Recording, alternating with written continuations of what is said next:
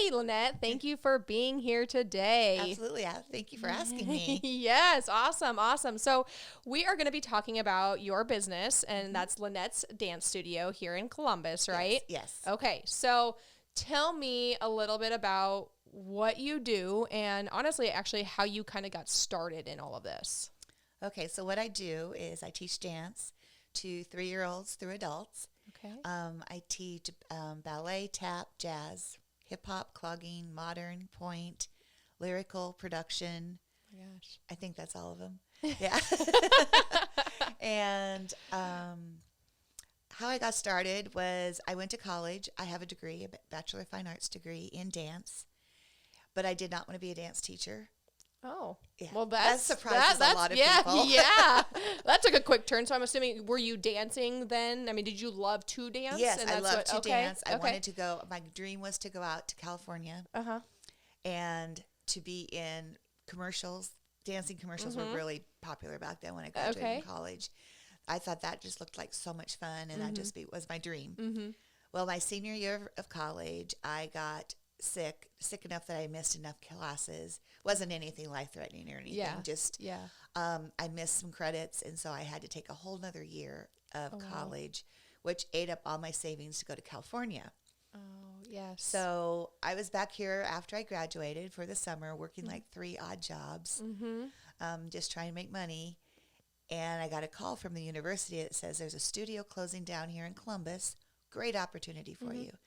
My university teachers always felt like I was a good teacher because they would even let me sub classes at the university. As a student?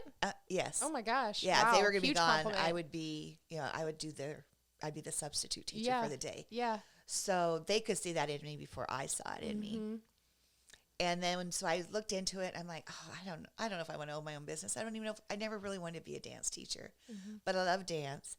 And I also love kids. Yeah. Like when I was like 10 years old, I wanted to own an orphanage. Oh, that's so cute. But now I realize it's nice to have them around and then I don't have to feed them or anything like that. You can send them back kind of like as a grandparent. Absolutely.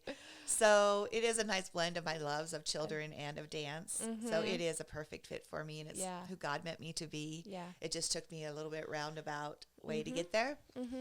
And so I decided to open up my studio. I have no business background. I never took a business class in college or anything. Fortunately, my mom was a business manager for her brother's business, Columbus. It was Columbus Motors, which is at the same Columbus Motors now. Okay. So it's developed into Columbus Auto Mart now. But they owned a business here in town. Okay. Since 1926, her dad was in business. Oh my gosh. And so she had that background. So she started making some calls for me and rented a building to have a dance studio in and helped me with the books and all that. I took out a loan for $5,000, which scared the heck out of me. How old were you? I was 23. Yeah. No, at 23 years old, not only taking out a business loan, but in addition to starting your own business and just getting your name out there, that would be very overwhelming. So yeah. It was, but I just felt like it was the right thing at the time. And like I said, I had the support of my mom. And my grandfather also. He built me benches for my first studio, and so my family rallied around me. It was awesome. Yeah. And so I started out with like 100 kids. It was small. 100 kids is small? Yeah. Oh my gosh. In the dance world, it is. Oh my goodness. Yeah. Wow. And my goal at that time, your goals change as you age and as you mature in business and realize what's important and what's not important. Numbers became less important to me. But my goal was to get to, I think it was 400. I put a huge. Absolutely. I got to 300 and some. That's amazing. And I was busy. Yeah. But back then, people were taking like 1 class a week. So now I'm back down in the hundreds, which is great. But they're there 2-3 times a week. Yeah. So it's like. Yeah, I have like the same amount of kids kind of in a way. Yep. But they're just the same kids. Yeah. And I actually love the smaller classes and smaller numbers. Oh, I'm sure. That we just have built. I've also kind of changed from the numbers thing to we do a culture of kindness. Okay. We are not about competition. We accept everybody. We are, you can be the best dancer or, a less proficient dancer. you're still going to dance together. You're still going to love each other, a family, and you're going to care for each other. And it has just been such a wonderful change in the past 10 years. Wow, that's amazing. So, I mean, what was your biggest turning point from going? So, you've been doing this since you were 23. Yes. And then, are you still in that same building that you got way back then? Okay. No. I built actually my studio's in my home right now. Okay. Yep. So that was another goal I kind of wanted. I thought I liked that feeling of that home. Yeah. And that family, that dance family. Yeah. Yeah. And I also just like being there instead of having to lug everything back and forth. It's just easier. It's easier, definitely. Lots of business incentives too, I imagine. Yes, yeah, there are. And so I really love it in my home. I think the kids love it too. You know, a lot of the older ones, they'll just hang out upstairs instead of sitting in a waiting room on a bench. So they'll do homework. They feel at home there. Aww. I want it to be their second home. Yeah. And again, that culture of kindness. Yeah. So are you the only teacher or do you have additional teachers? I have one other teacher, Molly, who's in Felt. She teaches 3 classes a week. Okay. And I do the rest of them. Really? So you are busy then? Yes. And what are the time frames of your classes then? After school, because they all go to school, or parents working. Yep. So we meet after school, like starting around 4 o'clock. Yeah. Till like last night, Monday night's like 9:45. So it's late. Oh my goodness. Yeah. Wow. And then during the day I choreograph and do the business part of it. Yeah. Wow. So you're busy all day, every day then, huh? Yeah. I love it though. I just love my job. And I just can't imagine having to give it up or not do it. I just can't. Yeah. Yeah. What just do they part say? Of me. You to truly become what you want to be, you have to do what you love. Right. And if you're doing what you love, then you don't work a day in your life. Exactly. And someone just told me that last week. They said a lot of people who own their own businesses don't retire because it's such a part of them. Yeah. And they love what they're doing, so why would you quit that? Yeah, it's pretty much a hobby almost. Yes. You know, it's a hobby you get paid for, and that you can make a living off of. Yeah. If my husband could make a living off of hunting and fishing, he would because those are his hobbies. But they don't make him any money, so. Yeah. And I've had kids ask me, well, I'll say something about work, and they're like, well, where do you work? Like, it's not a concept to them that this is work. That's your job. It's not, yeah. So that's kind of fun. Yeah, that is cool. So, and then I guess, how do you keep up with like all the choreography? Do you take classes? Do you attend events and seminars for yourself to teach? I used to go to live seminars, but now there's so much online. Yeah. You can learn a lot. I'd learn a lot online. That's awesome. They have webinars or you can just go on YouTube and they break down steps and things and so that's been a lot of difference where every summer we would go to a seminar or a camp. Yep. And so your patience, I would imagine, especially when you have so many kids, because how many kids are in one class? It varies from 5 is my smallest class to I think like 23 is my largest class. Oh, wow. That is a big class. Yeah. That is a big class. Does it take a lot of patience then too with kids?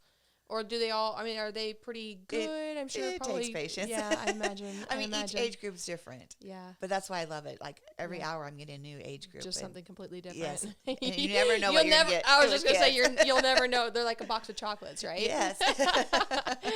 That is so cool. That's cool. And so, I don't know. I have patience with kids. I don't have patience with computers and inanimate things, but I have patience with kids.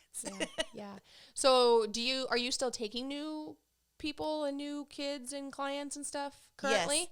Yes. Our year runs similar to a school year. So we run September. We have a spring recital in May. Okay. I can take new clients up until we order costumes, which is about now. We've started our recital pieces. Okay. So I just had a new girl start like 3 weeks ago. So, yeah. Okay. And then, what if somebody comes on and they wanted to join after you get costumes? Is that still something that you would do? I can check with the costume company. And I'm up front right away with the company or the client and say, I have to check with the company. They may not be able to be in recital if I can't get a costume. Yeah. And the costume company world is bizarre. Sometimes it takes 12 weeks to get a costume. I imagine, especially now it could take longer. Yes. Yeah, that was years ago when it took 8 to 12 weeks because they wait till they get the orders in and then they make them. Yep. They don't just have them on the shelf. Yep. Wow. So if somebody wanted to, do you have like a website somebody can go to? I do. Okay. www.LynetteDanceStudio.com. Okay. And how do you spell Lynette so people It's Lynnette. Lynette, and is it S. plural? Okay, so Lynette's dancestudio.com. Okay. And the schedule's up there, prices are up there. Okay. How to get in contact with me is up there. Yeah, and then do you have a Facebook page as well? Yes, Lynette's Dance Studio. All right, keeping it consistent. Yes. I also have an Instagram page, but that's harder to keep up. I know. There's so many different social media platforms. It is important, especially as a business owner, to be a little bit of everywhere, but it's hard to keep up with as well. Yes. It's very hard to keep up with if you don't have somebody managing those platforms for you. That's why companies hire a social media person. Yep, that is absolutely true. But when you're the social media person and the choreographer and the teacher and the business owner, it gets hard. Yeah. If you could go back, is there anything that you would change about the way you have everything structured? That's a good question. Or what is it that you would want to change if you do?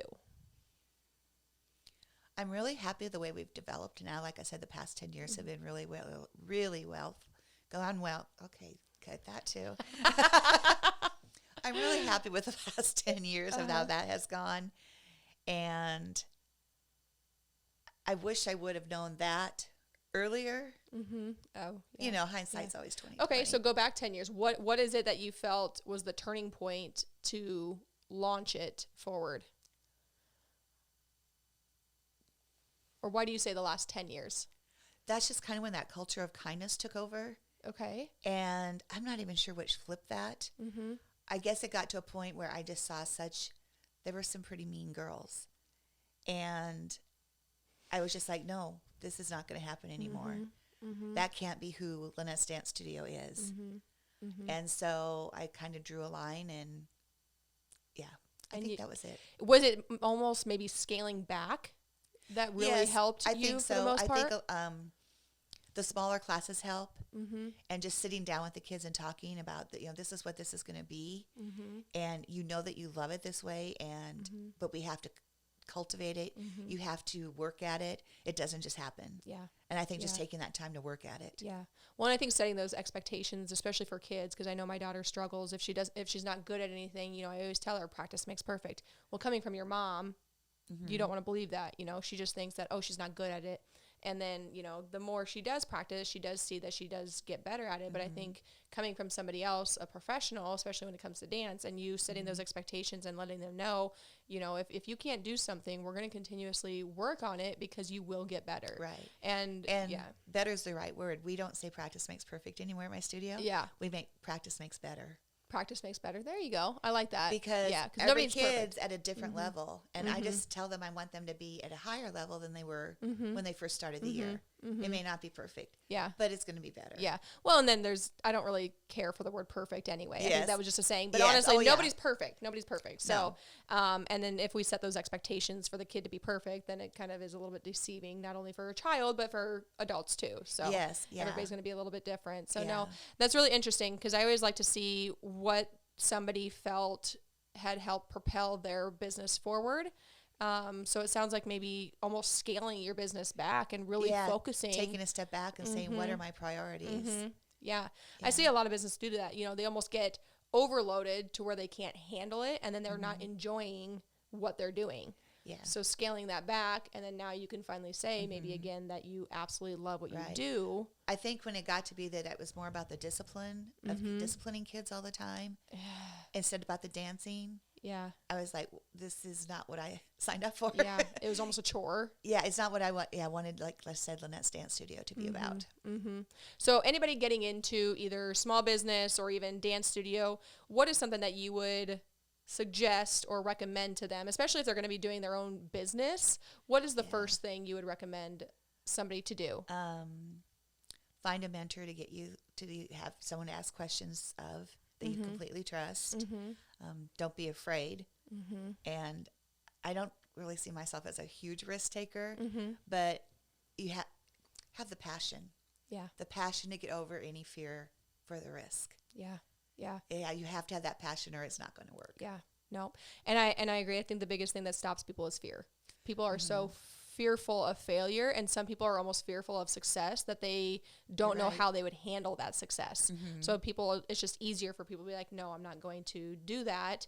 But without small businesses, without Lynette's Dance Studio, these kids, I mean, you have 100 and some kids at your classes, they wouldn't have a place to go dancing at, you know, they wouldn't have that second home feel, you know, so I love small businesses. And if I can encourage anybody out there to take on that risk, believe in yourself and believe in your passion and the love that you have for what you want to do, you're going to get there. There's a niche for everyone. I mean, some studios in town are very, you know, they do competitions. And so there is something different and we offer totally opposite of that. Yeah. So there is something for everybody. And I think that a lot of small businesses need to go, okay, what can I provide? What do I love to do? And what can I provide? And make a living at it. Yeah, for sure. And what's going to be a little bit different? What's going to set myself apart from the other people? You know, do you want the competition? No. So then you go here. If you don't want the competition, you want that more home feel, then here's the perfect fit for you. That's the first thing I say to people inquiring out the studio. Yeah. It's almost that's exactly it. Yep. And that's how it is. There's no good or bad. It's just whatever that person prefers. What's best fit for your child. Because everybody's going to be a little bit different. So, well, I truly appreciate you coming in today, and thank you for being here. I enjoy learning more about your business, and we'll get your information out there, and I truly appreciate you coming in. Great. Again, thank you for asking me. Sounds good. Thank you. Thanks.